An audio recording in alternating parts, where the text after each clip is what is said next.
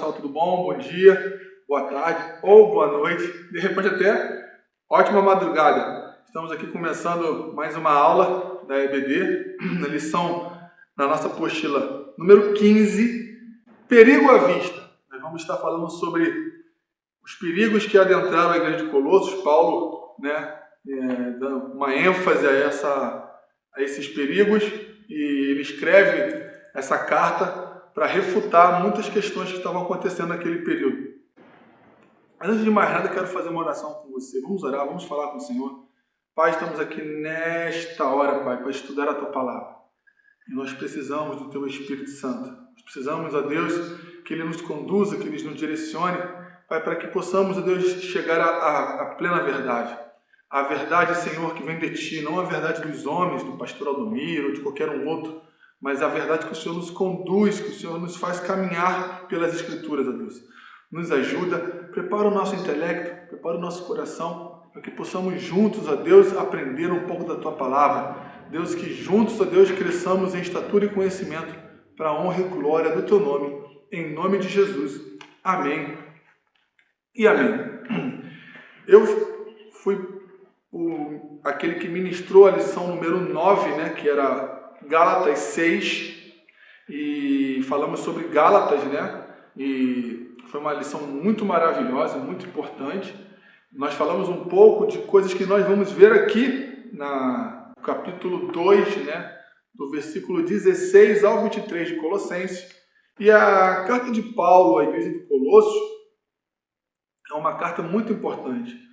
Ela é considerada no mundo antigo e no mundo acadêmico, teológico, como o maior tratado, ou um dos maiores tratados cristológicos da história.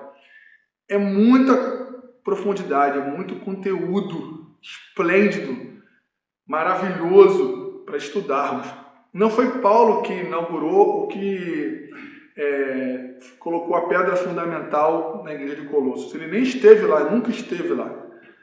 Ele era um pai, da igreja ali. Por quê? Porque provavelmente a história vai nos apontar que Epáfras, no capítulo 1, você vai ler todo o livro de Colossos, toda a epístola de Colossenses, você vai ver que ele vai citar Epáfras. Epáfras provavelmente se converteu quando Paulo pregava em Éfeso, se converteu, se tornou ali um discípulo de Paulo, aos pés de Paulo. E quando ele foi para Colossenses, lá ele inaugurou a igreja de Colossenses. Então, o líder, o pastor dessa igreja é Epáfras. E Epáfras relata o que está acontecendo a Paulo. Paulo, está acontecendo aqui umas questões difíceis de você não se colocar, porque você, na verdade, é o pai desta igreja. Porque se não fosse eu ouvir as suas mensagens, a sua pregação de Cristo, eu não teria encontrado Cristo, eu não teria ido para Colossenses abrir essa igreja. Então ele vai a Paulo pedir a Paulo como refutar, como combater esses falsos mestres lá em Colossenses. E o que tinha lá em Colossenses?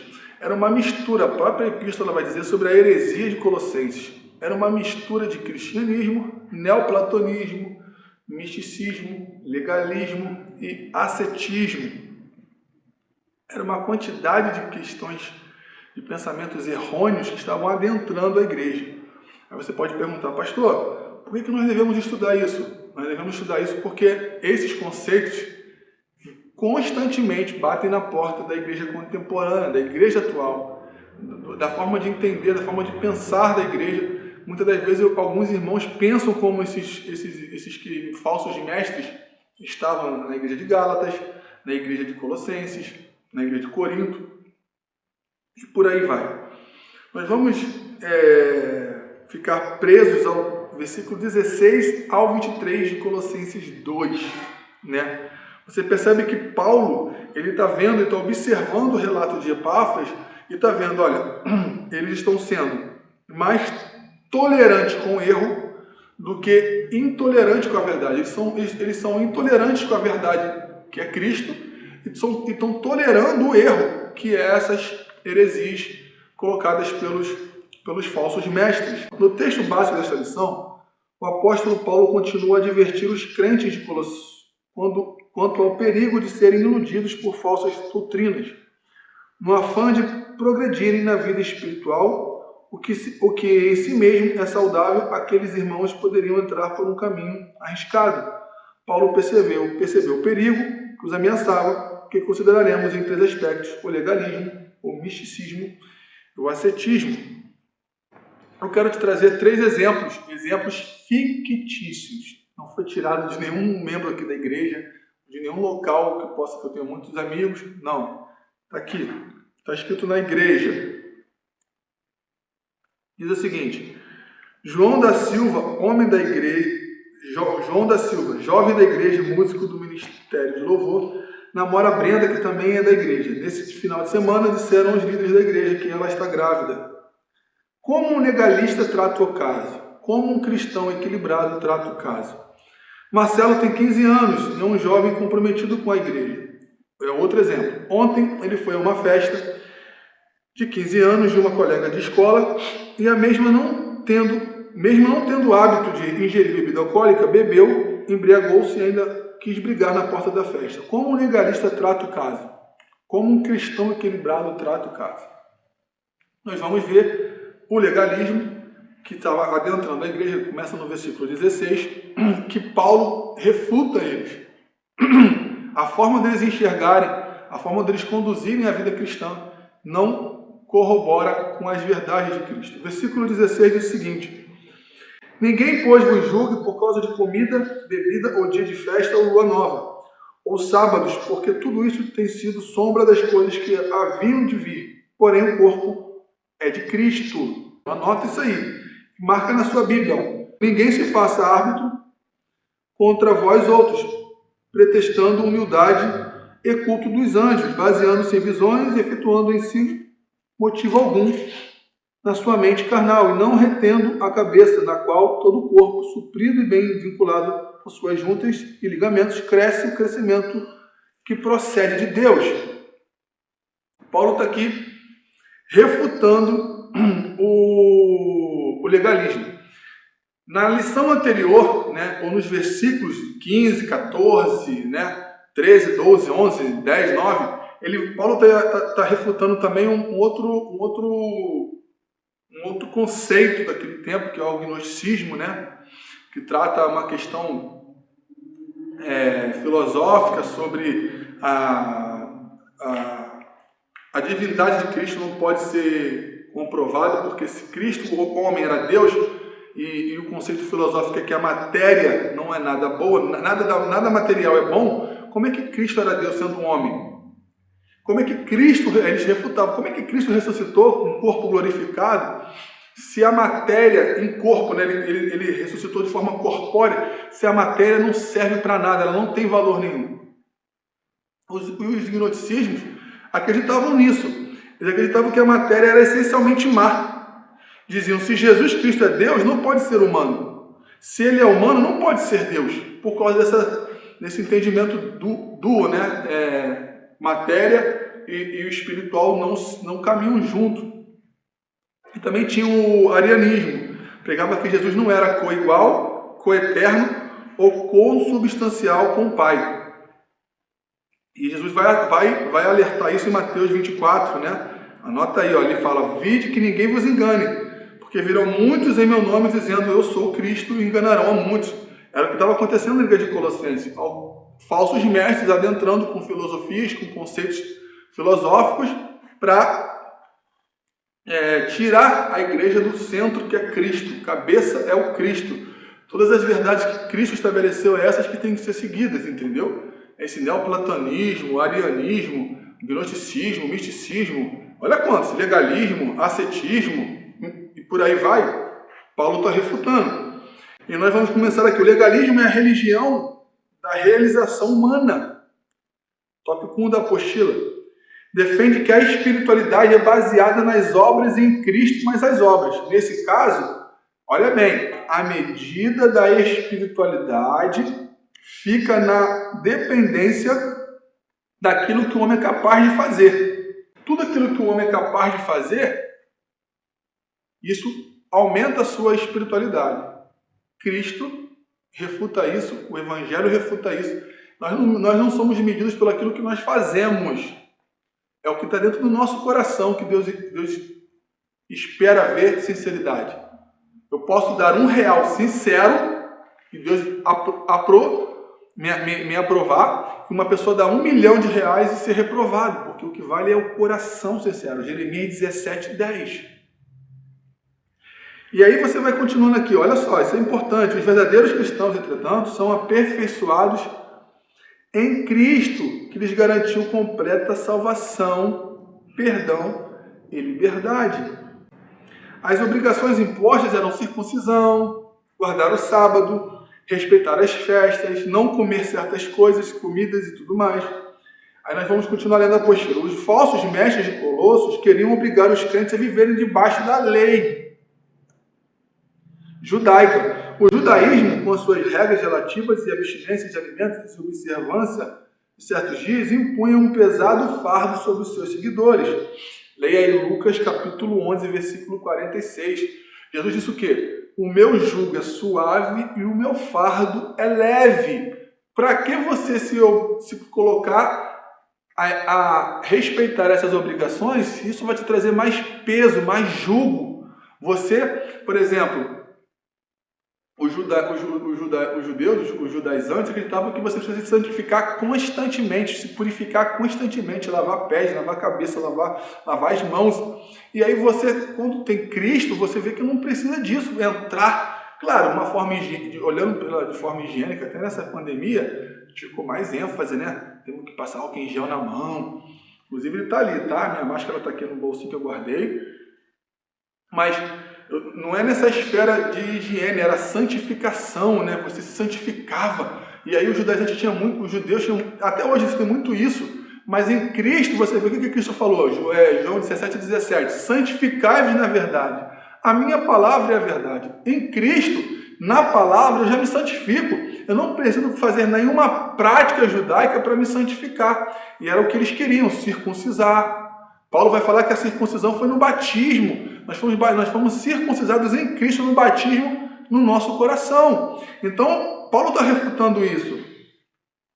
Paulo disse então aos Colossenses que não podiam voltar às práticas para as quais já haviam morrido. Os cristãos não podiam sacrificar a liberdade que tem em Cristo para sujeitar-se a um conjunto de regras humanas. Uma vez que, grave esse versículo, o fim da lei é Cristo para a justiça de todo aquele que crê. Romanos 10:4. Que sentido há em deixar-se enredar por um sistema legalista inútil? Ao escrever aos Gálatas, olha só, os mesmos problemas, né? O apóstolo lhe disse: para a liberdade foi que Cristo vos libertou. Permanecei, pois, firmes e não vos submetais, de novo, ao jugo da escravidão. Gálatas 5:1. A única ordenança que Cristo deixou para a igreja é a Eucaristia, né? É a Santa Ceia do Senhor. 1 carta de Paulo, igreja de Corinto, capítulo 11. A expressão ninguém vos julgue significa que o cristão colossenses não devia incomodar-se com a acusação por comer certos alimentos proibidos aos judeus, nem por não guardar os dias das suas festas. A proibição de comida e bebida. O falso ensino acerca da proibição de comida e de bebida era provavelmente baseado nas leis do Antigo Testamento sobre os animais imundos, Levíticos capítulo 11. Você vai ver em Atos 10, se eu não me engano, Jesus dando uma lição sobre comidas imundas, né? Para Pedro, sobre Pedro e Cornélio. Depois nós podemos ler, e se você quiser ler, anotar depois, você vai ver. Pô, pastor, você pode comer carne de porco. Se você fosse...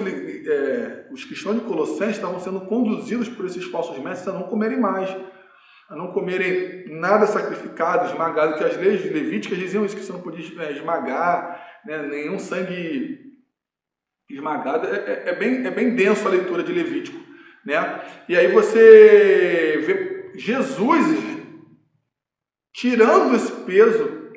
Pedro era um cara voltado muito para essa questão judaica, por isso que ele vai ter umas discussões com Paulo, né, se os gentios podiam circuncisar ou não, né, eles convertidos, eles vão se circuncisar. Isso ficou decidido, não precisa. Os judeus que se converteram, se eles quiserem continuar, é um problema deles, mas os gentios que aceitaram Cristo não precisam passar pela circuncisão. E aí você vai ver Pedro sendo orientado por Cristo em Atos 10, sobre os animais imundos. E na Páscoa, pastor, posso comer carne? Claro que pode, faz um churrasco aí, me chama, compra uma picanha, coração da alcatra, me chama que a gente vai brincar nesse dia lá. Na Páscoa, comer carne vermelha, esse legalismo é da prática judaica, a gente não está sobre isso. A nossa Páscoa aconteceu no Calvário, Cristo morto, o último cordeiro pascual, né? Foi levado mudo ao matadouro, e ali aconteceu o último sacrifício. Ah, mas eu posso comer um peixe? Claro que pode comer peixe, se quiser matar um cordeiro, me chama também, fazer um bacalhau, um soufflé de bacalhau, uma salada de bacalhau, pode me chamar, isso não está proibido de comer. Mas se você quiser fazer um churrasco na Páscoa, pode fazer. Se você comer uma carne uma paleta de porco, pode comer. Isso são conceitos que algumas igrejas querem impor, mas nós não estamos debaixo disso. Nós estamos estudando isso aqui. Ah, mas eu só não como carne vermelha na Páscoa. Você está se deixando levar pelos judaizantes. Os judaizantes que faziam a pessoa ficar nessa crença. Não, isso é uma prática da lei. Na Páscoa não pode comer carne vermelha. Na Páscoa não pode comer carne de porco. Esquece isso, querido. Isso aí ficou para trás. Isso ficou para trás. Você pode comer. Apesar que também tem que comer menos por causa da gordura, né? Para gordurinha abdominal. Vigia. Mas eu quero te trazer essa liberdade hoje. Você pode comer na Páscoa. Você pode comer carne de porco. Você pode comer carne vermelha. Porque isso é prática lá de trás. A gente pode fazer parte da festa. Claro, e eu faço toda vez. Como peixe. Mas se quiser fazer um churrasco, eu vou fazer. E se tu fizer, me chama, por favor. Essas leis foram dadas a Israel a fim de distingui-los dos outros povos e para impedir que se misturasse com as nações ao redor. Olha aqui, ó. Mas os colossenses, inclusive nós também, estavam debaixo da nova aliança e não precisavam se submeter àquelas leis da antiga aliança. Sobre isso, é bom examinar o que Jesus ensinou aos seus discípulos. Olha aqui, o próprio Jesus enfatizando o que eu estou dizendo. Conforme Marcos 7, 14 ou 19. Não considerou ele todos os animais puros? Paulo lembrou aos romanos que o reino de Deus não é, eu não vou comer, eu não posso comer tal. Não é isso, ó. O reino de Deus não é comida nem bebida, mas é justiça, paz e alegria no Espírito Santo. Romanos 14, 17. A inutilidade de cumprir a lei acerca da proibição de certos alimentos está ilustrada aqui, ó. Consolidando o que eu estava falando. Na Páscoa podemos fazer churrasco. Na visão de Pedro, Atos 10, de 9 a 16. Cornélio. Eu tinha falado até lá daqui a pouquinho antes, eu falei sobre isso. E formalmente pelo Concílio de Jerusalém, em Atos 15, versículo 28 e 29. A observância de certos dias. As celebrações anuais dos judeus são a Páscoa, o Pentecoste e a festa do Tabernáculo. Levítico 23. Sacrifícios eram oferecidos no primeiro dia do mês ou na lua nova. Números 28, versículo 11 e 14. Paulo cita também os sábados, outro dia santo na antiga aliança, na qual não se exige a observância dos sábados. Outro dia santo na antiga aliança, do qual não se exige a observância dos cristãos. Sobre isso podemos encontrar as seguintes evidências nas Escrituras. Só trazendo um pensamento, os legalistas pensavam que a observância de datas e festas os tornavam aceitáveis ao Senhor. Quer se tornar aceitável ao Senhor? Um coração contrito e um espírito quebrantado, Deus não te desprezará. Não precisa fazer prática nenhuma para você ser aceitável aos olhos do Senhor. O sábado era um sinal da antiga aliança. Êxodo 31, do versículo 16 a 17, Neemias 9, 14 e Ezequiel 20, 12. Portanto, os cristãos não se exige que cumpram os sinais do antigo pacto. Hebreus capítulo 8, versículo 13. O Novo Testamento em nenhum lugar recomenda que os cristãos guardem o sábado. Os cultos da igreja primitiva eram realizados no domingo, o primeiro dia da semana. Como é que você sabe disso, pastor? A gente vai chegar lá. Não há nenhum sinal do Antigo Testamento de que Deus esperava que as nações gentias observassem o sábado, nem que foram condenadas por não fazê-la. Não há evidências de que se guardava o sábado antes de Moisés. Nem há qualquer mandamento para o sábado anterior à lei dada ao povo de Israel no Monte Sinai. Sexto, o Concílio de Jerusalém, que nós nós falamos lá em Atos 15, 28 e 29, não impôs a guarda do sábado aos crentes gentios. Aqui a gente está trazendo base para você não ficar pensando, eu tenho que guardar o sábado? De maneira nenhuma. Paulo, nas epístolas que escreveu, preveniu os gentios acerca de diversos pecados, mas nunca acerca da quebra do mandamento do sábado. Paulo censurou os Gálatas por pensarem que Deus esperava que eles observassem dias especiais, incluindo o sábado. Gálatas capítulo 4, versículo 10 e 11. Paulo ensinou que guardar o sábado era uma questão de liberdade cristã. Romanos 14, 5. Os pais da igreja primitiva, Policarpo, Inácio e Agostinho, como está aqui, e outros, Tertuliano, ensinaram que o sábado no Antigo Testamento foi abolido e que o primeiro dia da semana, domingo, era o dia em que os cristãos deveriam encontrar-se para prestar culto a Deus. Isso contraria o argumento de que o culto dominical somente foi instituído no quarto século. Negativo. Os primeiros séculos da igreja já começou-se a se cultuar a Deus no domingo, dando ênfase à ressurreição de Cristo no domingo. A sombra deu lugar à realidade. Só fazendo um parênteses, você vê como é importante nós nos dedicarmos às Escrituras, estudarmos, buscarmos conhecimento, como eu e você estamos fazendo aqui. A igreja está te dando essa possibilidade de você buscar o conhecimento, porque senão a gente nunca vai chegar a essa questão de por que respostas, por que eu não guardo o sábado, por que eu não posso isso, por que eu não posso aquilo. É estudando a Bíblia, estudando os escritos sagrados e fazendo uma busca teológica profunda que você consegue compreender plenamente algumas questões. Na EBD a gente está dando só uma pincelada, A gente não pode se aprofundar muito, mas no Sião, que é uma outra possibilidade da nossa igreja que disponibiliza, você vai se aprofundar muito mais no conhecimento bíblico. As leis sobre alimentos proibidos, celebrações, sacrifícios e guarda de sábado eram apenas a sombra das coisas que haviam de vir, porque o corpo é de Cristo, versículo 17, nós lemos. Uma sombra não faz a realidade é o que faz a sombra. Por exemplo, se eu estou aqui parado, com essas luzes que estão aqui à minha volta, e se eu vejo uma sombra se aproximando, eu consigo identificar alguma coisa, se é um homem, se é uma mulher, não sei dizer quem é, se é um animal, se é um cachorro, se é um gato, mas ainda não consigo identificar com perfeição. Mas quando essa suposta sombra passa por mim assim, e se depara, eu vejo quem é, entendeu? Como se, por exemplo, se o meu pastor Alexandre, ou o pastor Marcelo estivesse aqui atrás, eu não conseguisse vê-lo, mas a sombra que ela projeta, eu consigo ver que é um homem. É o pastor Marcelo, e aquela sombra ali não tem muito cabelo não, acho que é o Marcelo, é meio carequinho, então acho que é o pastor Marcelo. Mas eu não consigo trazer uma realidade plena olhando para a sombra.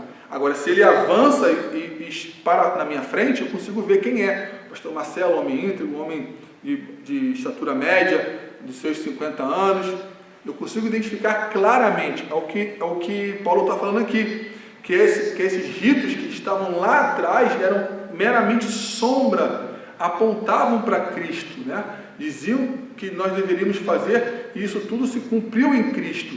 Então, eu não vou ficar me baseando em sombras, eu quero a realidade é Cristo, e em Cristo essas práticas foram abolidas. Aí ele escreve aqui, Jesus Cristo é a realidade para a qual a sombra apenas aponta. Hebreus 10, 1. Cristo realizou uma vez por todas aquilo que a religião judaica prefigurava. Hebreus 9, do versículo 9 ao 12. Não há sentido em continuar com a sombra, uma vez que a realidade já é presente. O certo é que a salvação é a verdadeira espiritualidade.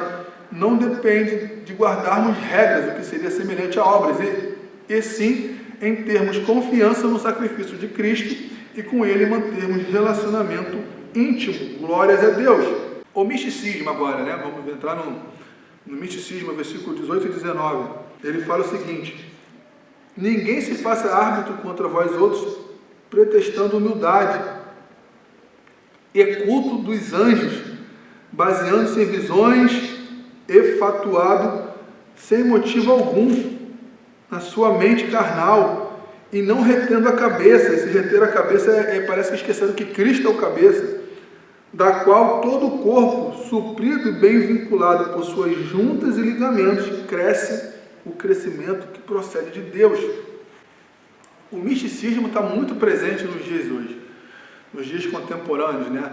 A prática de uma experiência sobrenatural norteia religiões, norteia diretrizes e dogmas e até coloca como doutrina, né? Chega a ser bizarro a coisa.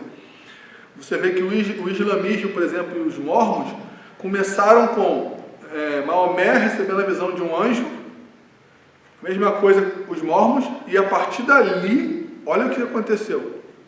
Olha, tiveram um suposto, encontro com os anjos, quando na verdade a Bíblia ela é clara e bem nítido que a adoração aos anjos, a busca por essa questão de você ter relacionamentos, experiências com anjos. Cara, se tu tem Cristo, para que você vai buscar os anjos? E aí nós vamos caminhar por aqui. O misticismo religioso pode ser definido como uma busca de uma intensa experiência religiosa subjetiva. É a crença de que a realidade espiritual pode ser percebida sem o concurso do intelecto humano e dos sentidos naturais. Você vê, por exemplo, o princípio da reforma era sola escritura. Se essa experiência suposta, nessa pseudo-experiência subjetiva, não condiz com as escrituras, eu tenho que rejeitá-la. Opa! Peraí, como é que é isso? Por exemplo, se o cara supostamente fala que recebeu uma visão angelical e ele mandou escrever a terceira e quarta carta de Paulo a Coríntios e inserir na Bíblia. Está errado. Gálatas vai falar que qualquer anjo que aparecer e falar alguma coisa contra o Evangelho, ou que não esteja de acordo com as Escrituras, ele é anátema. Aí você vê religiões sendo iniciadas por uma suposta visão angelical. E o anjo falou isso, que o anjo falou aquilo. E o misticismo estava entrando. Paulo falou isso, que nós lemos no versículo 18. Culto dos anjos baseando-se em visões. E aí ele fala aqui no final, na sua mente carnal e não retendo o cabeça. Quem é o cabeça? É Cristo. Cristo que tem que ser... E Cristo está pré-figurado nas Escrituras. No princípio era o verbo era Deus e o verbo estava com Deus. A palavra ela representa Cristo. Qualquer experiência que você tenha, ela tem que estar de acordo com a Escritura. Por isso que é o tema da reforma sola Escritura. Somente as Escrituras. Se não está na Escritura, se você não pode me explicar essa experiência na Escritura, eu refuto, eu não quero saber. É subjetiva e eu não vou nem dar muita ênfase a isso. A Escritura é minha prática de fé e conduta. Tem que estar aqui. Se não pode ser provado aqui, eu refuto. Os místicos procuraram a verdade internamente, valorizando os sentimentos, as intuições e outras sensações internas, mais do que os dados objetivos, observáveis e externos. Os falsos mestres de Colossos proclamavam uma mística união com Deus. Cuidado, versículo 18, A advertência começa com a expressão: ninguém se faça árbitro contra vós outros. Aqueles mestres assumiam o papel de juízes espirituais e desqualificavam os colossenses que não seguiam suas regras. Não, eu falei com o anjo, eu sou um cara que tem experiências, Deus revela-me revelações. A gente ouve algumas coisas acontecendo dentro da igreja, E aí é bem prático, é bem parecido com essa questão. Não, mas eu sou aquele... Calma, gente. É a palavra. A palavra é o juiz da coisa. Não está aqui, você pode começar a afastar. Claro que Deus tem suas maneiras de agir, mas se Ele deixou as Escrituras, então eu vou olhar aqui, fazer que nem os bereanos. Epa, queridão, a tua experiência está totalmente contrária ao que a palavra de Deus diz. Então, infelizmente, eu não aceito. O fato de suporem ser humildes era a maneira de esconderem o próprio orgulho. Perfeito. Os meios usados pelos místicos de Colossos eram os seguintes: culto dos anjos.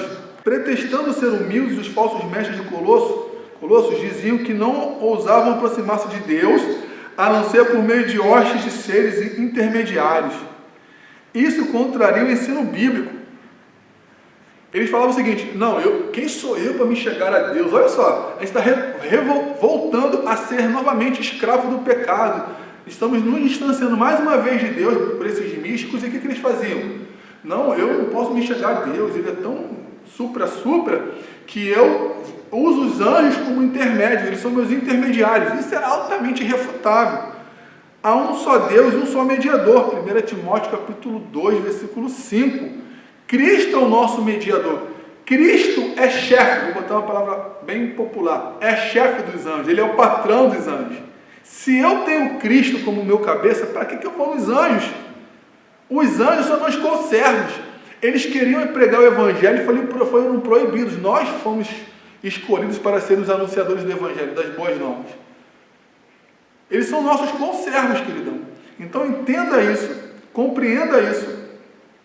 Porque os anjos são meros seres ministradores, amando de Deus, e nós não podemos adorá-los, nem nos prostrar diante deles.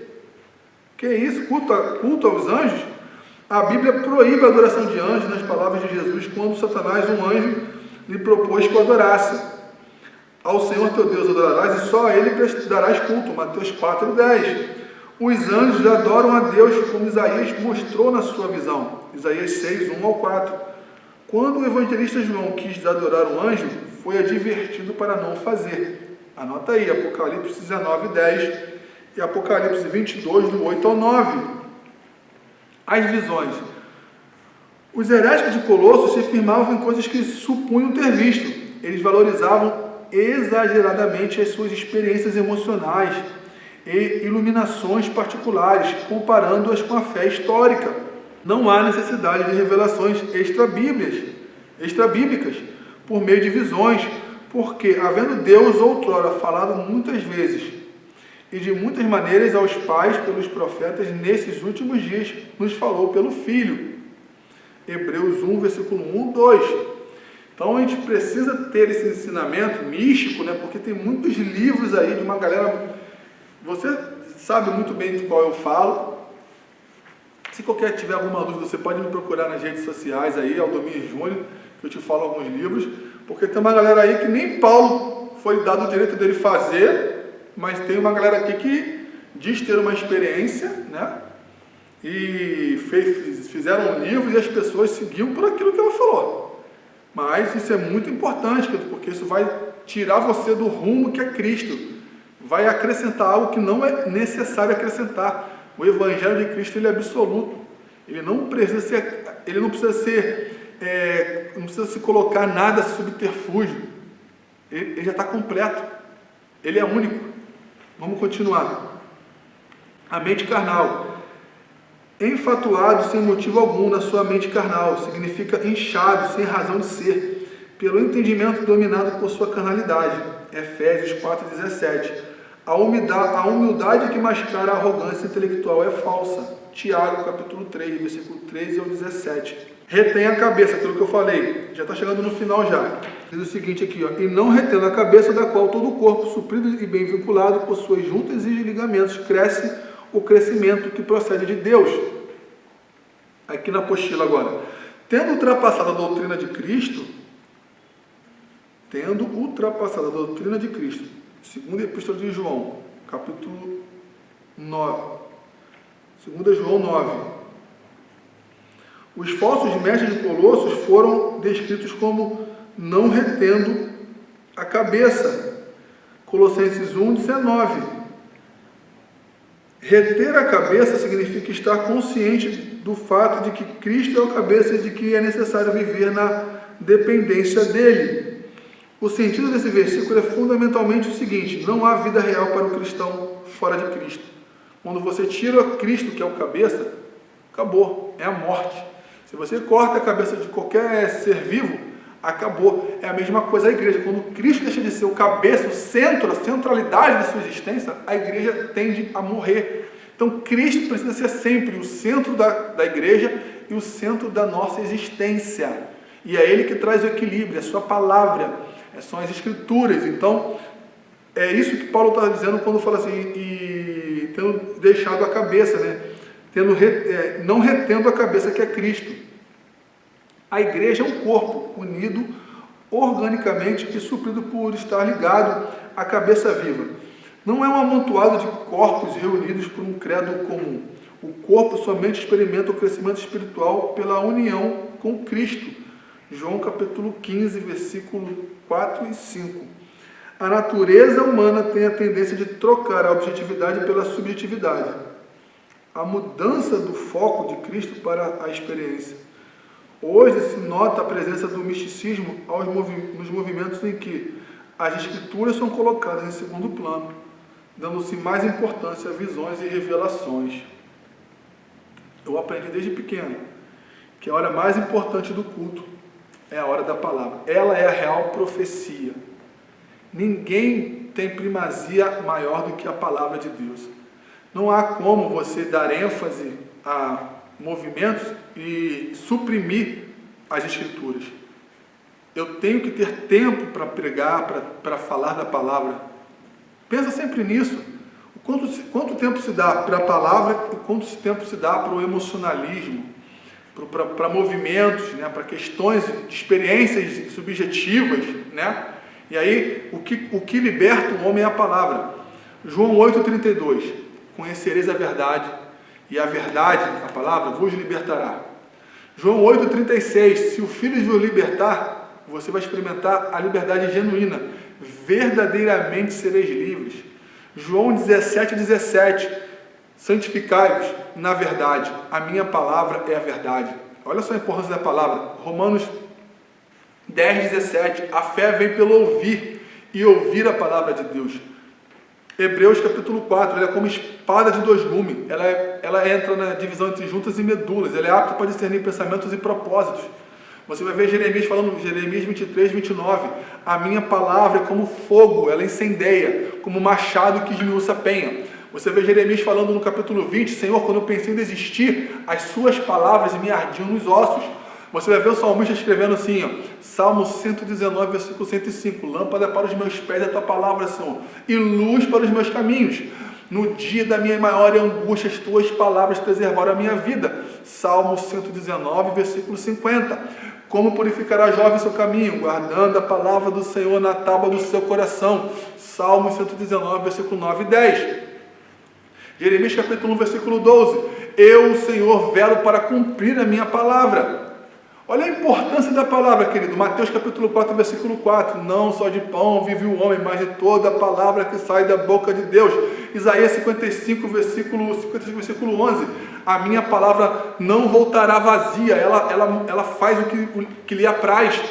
Levítico capítulo 6. E a chama tem que continuar queimando continuamente, né? A chama do altar tem que queimar continuamente. Como é que você mantém a chama acesa no teu altar? Precisa também da palavra, ela é como fogo. Querido, nós precisamos. Para onde nós iremos, Senhor, se só tu tens palavras de vida eterna? João capítulo 6. Olha a palavra. Olha a importância da palavra, querido. Olha como você precisa estar enraizado com a palavra. Qual a importância que estamos dando com a palavra? E aí, isso tem que ser um instrumento de você analisar e você observar como é que a igreja dá a real importância das escrituras. Ao tempo que você dá. A nossa igreja aqui, ela é rica, ela dá muita ênfase à palavra graças a Deus. Glórias ao Senhor. Tópico 3, para a gente finalizar, é o ascetismo, que começa no versículo 20 e vai terminar no versículo 23. O ascetismo é um tipo de moral filosófica que prega o desprezo ao corpo e às sensações corpóreas e que tende a assegurar pelos sofrimentos físicos o triunfo do espírito sobre os instintos e paixões. Uma pessoa ascética impõe a si mesmo rigorosas limitações.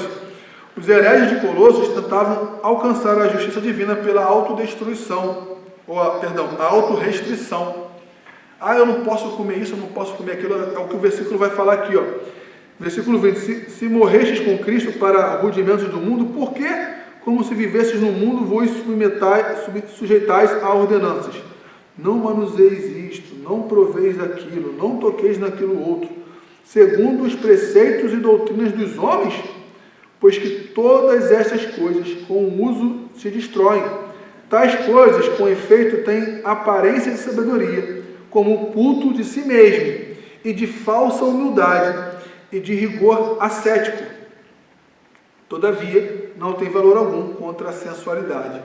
Tópico 1. O sistema religioso mundano, do versículo 20 ao 22. A palavra rudimentos é a tradução de estoichia, no grego, e pode referir-se aos ritos, cerimônias e ordenanças judaicas pelas quais se pretendia obter o favor de Deus. Ou mais, provavelmente, as forças do universo, como o fogo, a terra, a água, a influência das estrelas. Isso aí tem muito nessa questão, né, esotérica, pedras, né? Tem muito isso, até tem gente na igreja que acredita em horóscopo, é uma coisa fora de série. E outros supostos poderes que a superstição tem usado para aprisionar o espírito dos homens, incluindo os poderes demoníacos. Tais poderes ou espíritos eram adorados dentro do sistema religioso pregado pelos falsos mestres em Colossos. Os crentes já se tinham livrado das supostas exigências dos rudimentos do mundo, ou daquele tipo de religião rudimentar, Colossenses 1,13, porque haveriam então de praticar aquelas regras humanas elaboradas para promover a espiritualidade.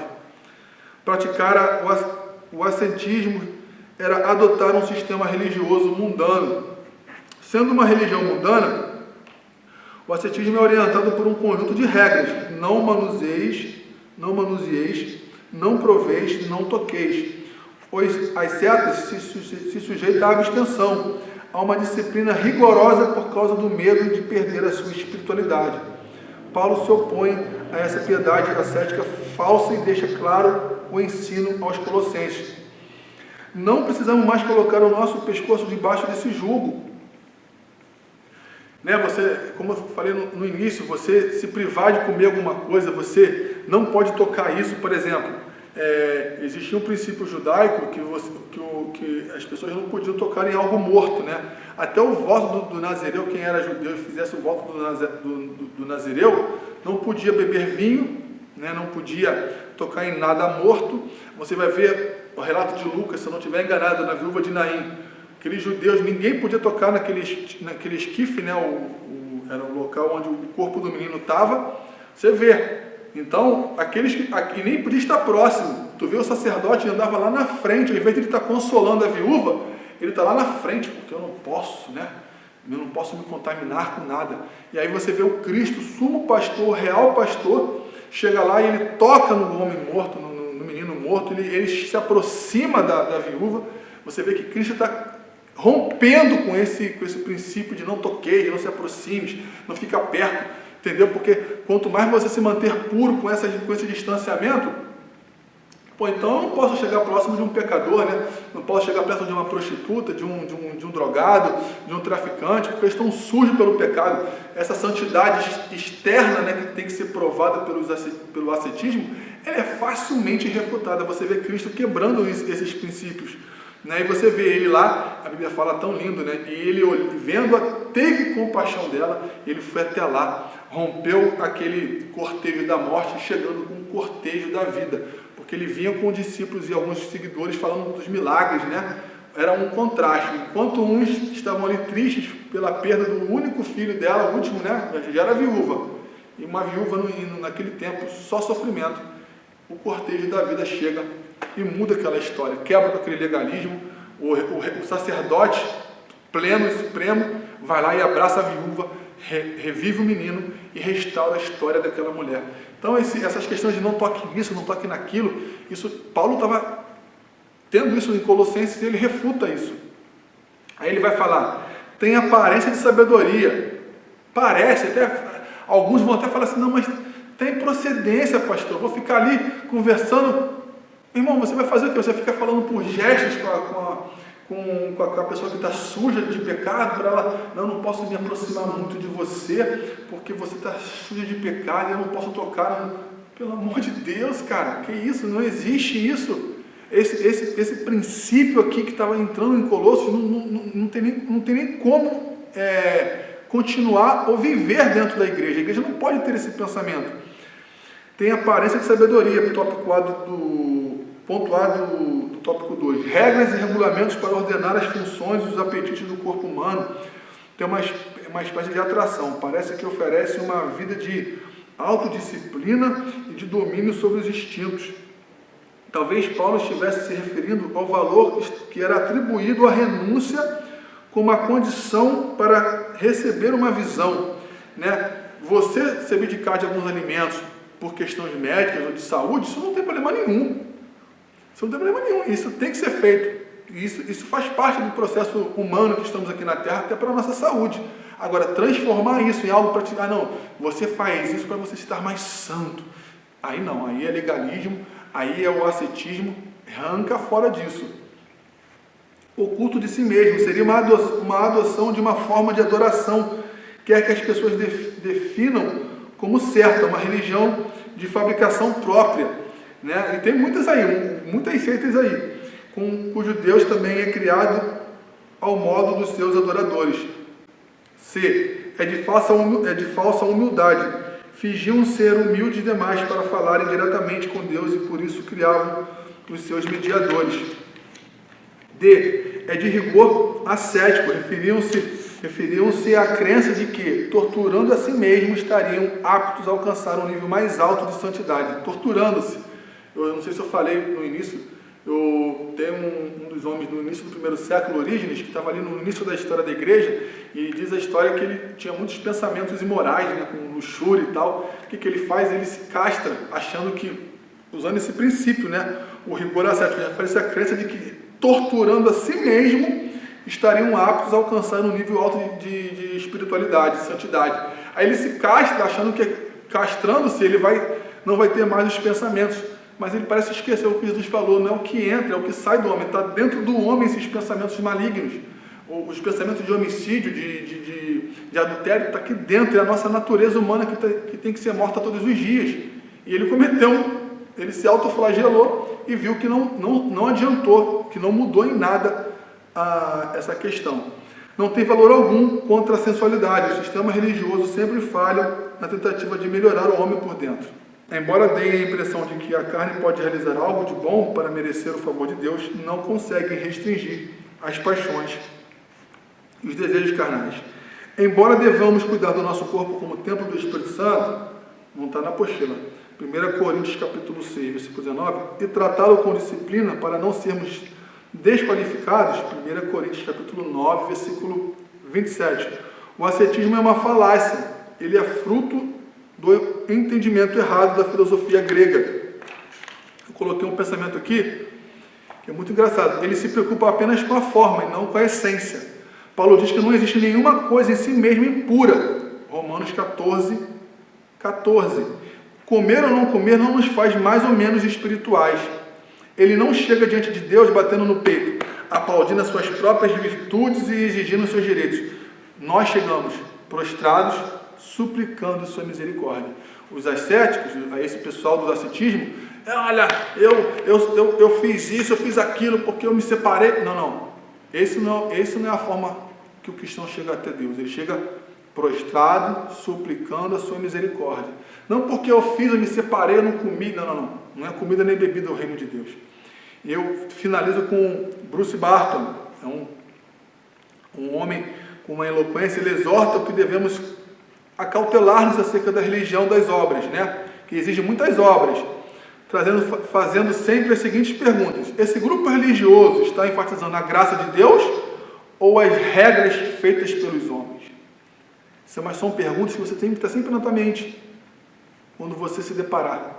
Primeira pergunta: esse grupo religioso está enfatizando a graça de Deus ou as regras feitas pelos homens? Segunda pergunta: esse grupo religioso tem uma vida disciplinada ou é impiedosamente crítico dos outros?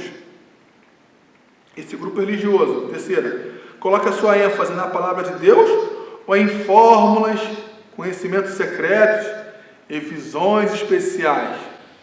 É a palavra ou fórmulas, conhecimentos secretos e visões especiais? Tem que botar isso e perguntar: opa, será que é, será que não é? Para você saber onde você está. Esse grupo religioso exalta a Cristo e a sua obra ou os observadores de suas regras? Pense nisso. A conclusão da apostila fecha com isso aqui, ó: Cristo é o fim do legalismo, porque ele é o fim da lei. Romanos 10, 4. no sentido que, cumprindo o seu propósito de conduzir-nos a Cristo, ele já não tem poder sobre nós, a lei, né? Romanos 8, capítulo 1, versículo 2.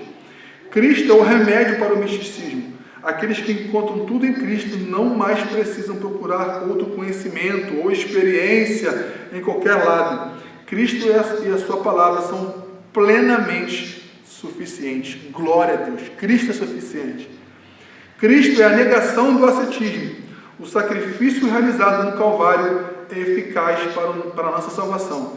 E qualquer objeto ou ação que queiramos acrescentar é o mesmo que contestar, isso aqui é forte, o poder da cruz. Hebreus capítulo 10, versículo 14. Vamos fechar nossos olhos, vamos orar. Pai, queremos te agradecer por esta aula, por tudo que o Senhor fez e que o Senhor há de fazer. Somos gratos a Ti, Senhor, por esse momento. Que a semente que foi plantada em nossos corações venha germinar e dar frutos. E que possamos, ó Deus, continuar buscando conhecer a Tua Palavra, com auxílio, com ajuda, com a direção do Teu Santo Espírito. E que cresçamos em estatura e conhecimento e graça, para a honra e glória do Teu nome. Obrigado por tudo, Senhor. Em nome de Jesus. Amém e amém. Espero que você tenha gostado. Na próxima lição, eu que vou dar também a lição 16. Vamos estar juntos. Fique na paz. Shalom.